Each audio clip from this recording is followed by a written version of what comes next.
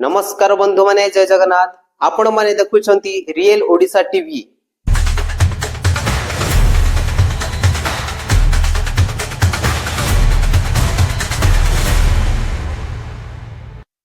आज आम आसीचु राउरकेलार प्रसिद्ध धार्मिक स्थल हनुमान बटिका को। एठी अछि ओडिशार सबुठारु बड़ हनुमान मूर्ति जार उच्चता होछि 75 फुट। तो चलंतु डेरी न करी देखिबा एही पवित्र स्थानर इतिहास और सौंदर्यता।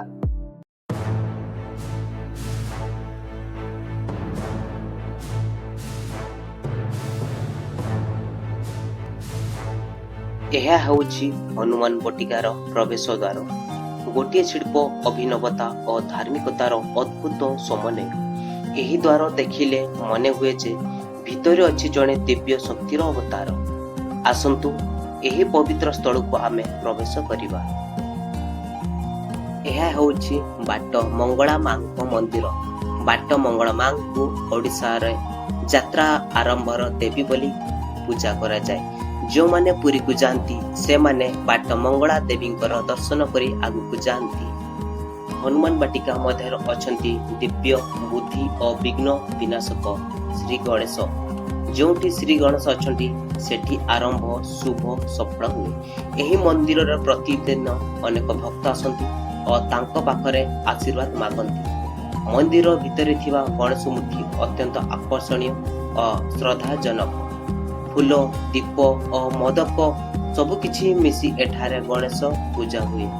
मान्यता अनुसार एठी दर्शन कले जीवन रे विघ्न दूर हुए और नुआ आशा आसे। चारि पाखरे थिबा शांत परिवेश और भक्त माने गाइथिबा गणेश भजन एही मंदिर को अन्यतम आकर्षण रूपे पड़ुछि।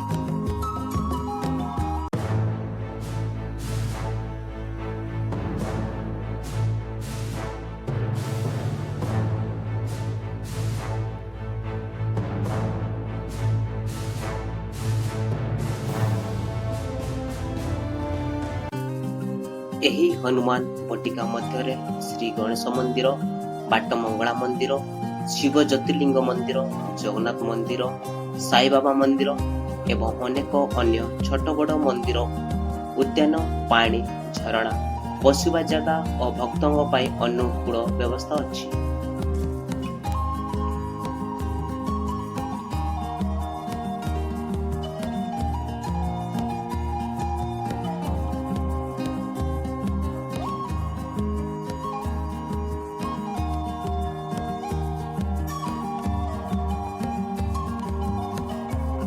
ଏହା ହେଉଛି ମା ସମଲେଶ୍ୱରୀ ମନ୍ଦିର। ମା ସମଲେଶ୍ୱରୀ ନୁହେଁ କେବଳ କୌଶଳ କ୍ଷେତ୍ରର ଆଦି ଦେବୀ, ସେ ହେଉଛନ୍ତି ଅସୀମ ଶକ୍ତିର ମୂର୍ତ୍ତିମାନ ରୂପ। ଭକ୍ତଙ୍କ ଆଶା ଭରସା ମଧ୍ୟ ଏଠାରେ ଆସି ଦୂର ହୁଏ।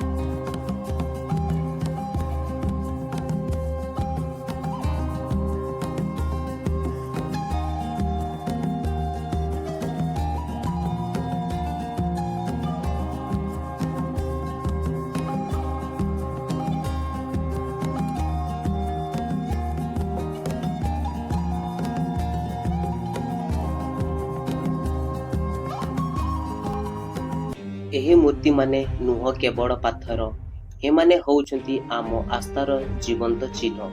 ଦେବ ଦେବ ମହାଦେବ ଓ ମା ପାର୍ବତୀ।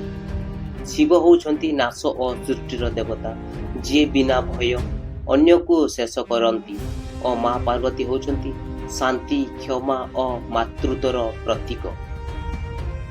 ଏହି ଦୁଇ ଦେବତା, ଦେବ ଓ ଦେବୀ, ପ୍ରେମ ଓ ତ୍ୟାଗର ଏମିତି ଦୀପ ଯେଉଁଥିରେ ଜୀବନର ଅନ୍ଧକାର ମଧ୍ୟ ଆଲୋକିତ ହୁଏ।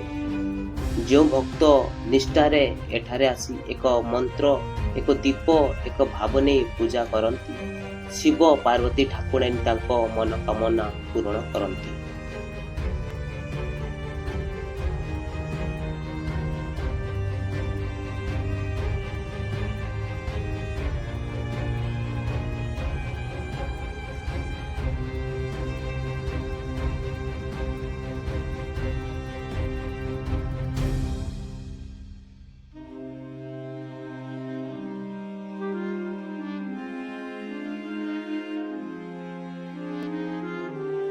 ସମସ୍ତଙ୍କ ଶ୍ରଦ୍ଧାର କେନ୍ଦ୍ରବିନ୍ଦୁ ଏହି 75 ଫୁଟ ଉଚ୍ଚ ଶ୍ରୀ ହନୁମାନ ମୂର୍ତ୍ତି। ମନେ ହୁଏ ଜଣେ ଜୀବନ୍ତ ଦେବତା ଆମକୁ ଦେଖୁଛନ୍ତି।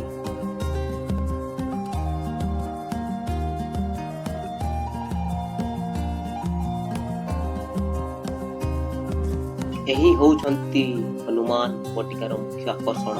75 ଫୁଟ ଉଚ୍ଚ ଶ୍ରୀ ହନୁମାନ ଜୀଙ୍କ ମୂର୍ତ୍ତି ବାହାରୁ ଦେଖିବାକୁ ମାନେ ମନ ଅତି ଭୟଭୀତ ଓ ସମ୍ମାନିତ ହୁଏ। ହାତରେ ଗଦା, ମୁଖରେ ଦୟା, ନେତ୍ରରେ ପ୍ରଭା। ଏହି ମୂର୍ତ୍ତି ଦେଖି ଭାବନା, ଆଖିରେ ଲୁହ ପଡ଼ିଯାଏ।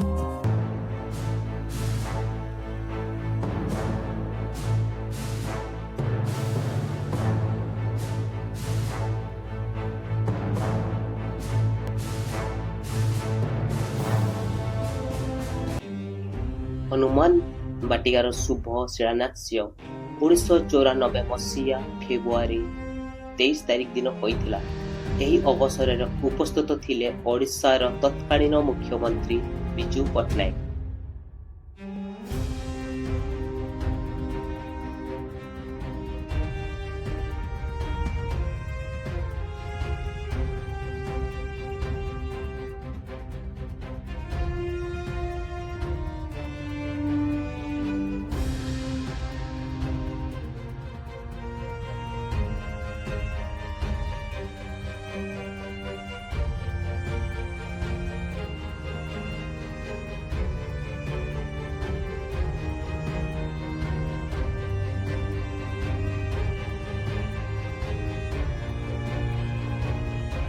ଏଠାରେ ଥିବା 75 ଫୁଟ ଉଚ୍ଚ ହନୁମାନଙ୍କ ପ୍ରତିମା ଶ୍ରୀ ଲକ୍ଷ୍ମଣ ସ୍ୱାମୀଙ୍କ ଦ୍ୱାରା ନିର୍ମିତ ହୋଇଥିଲା, ଯିଏକି ହାଇଦ୍ରାବାଦରୁ ଆସିଥିଲେ।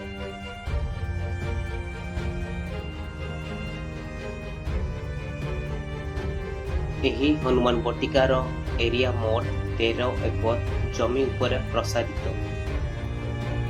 ଆପଣ ଯଦି ରାଉରକେଲା ସିଟିରେ ଅଛନ୍ତି, ତେବେ ହନୁମାନ ବାଟିକା ଆପଣଙ୍କୁ ବହୁତ ନିକଟରେ ମିଳିବ।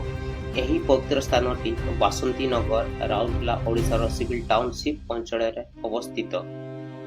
ରାଉରକେଲା ରେଲୱେ ଷ୍ଟେସନ ଠାରୁ ଦୂରତା 4.5 କିଲୋମିଟର ହେବ, ଯାହାକି ଅଟୋ କି ଟ୍ୟାକ୍ସିରେ ଆସିଲେ ଆପଣଙ୍କୁ 10 ରୁ 15 ମିନିଟ୍ ସମୟ ନେଇଥାଏ।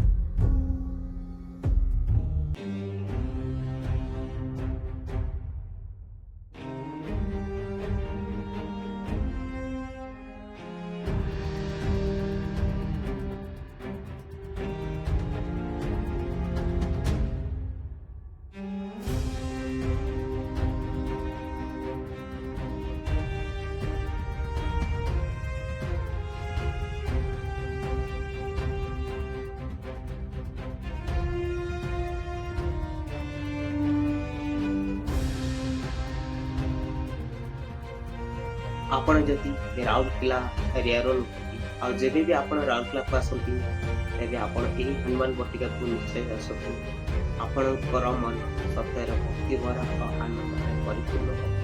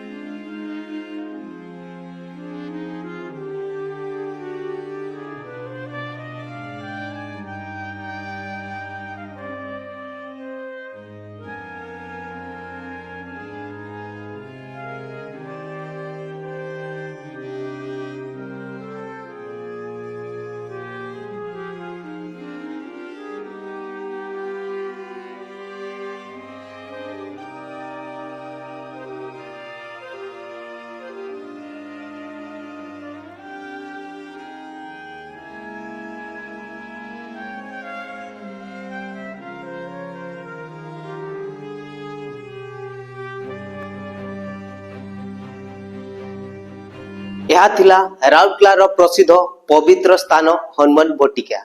ଆଶା କରୁଛି ଆପଣମାନଙ୍କୁ ଏହି ଭିଡିଓଟି ଭଲ ଲାଗିଥିବ। ଆପଣ କେବେ ଆସିଥିଲେ ଏହି ହନୁମାନ ବଟିକୁ କମେଣ୍ଟ ସେକ୍ସନରେ ଲେଖିକି ଜଣାନ୍ତୁ।